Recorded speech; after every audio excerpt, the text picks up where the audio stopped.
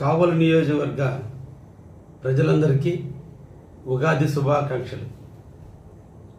ఈ ఉగాది మనందరి జీవితాల్లో వెలుగులు నింపాలని, ఉగాదిని మనందరం కూడా తెలుగు వారందరూ కూడా పవిత్రంగా జరుపుకుంటున్న వేళ ఈ పరాభవ నామ సంవత్సరం మనందరికీ కూడా ఆనందాన్ని ఇస్తుందని, ఉగాది పర్వదినం నాడు షడ్రుచులతో కూడినటువంటి ఉగాది పచ్చడిని మనం తింటున్నాం. అంటే జీవితంలో చేదు, పులుపు, కారము, ఉప్పు, వగరు, స్వీటు అన్నీ కలగలిపినదే జీవితం. దానికి నాంది పలికేదే ఈ ఉగాది.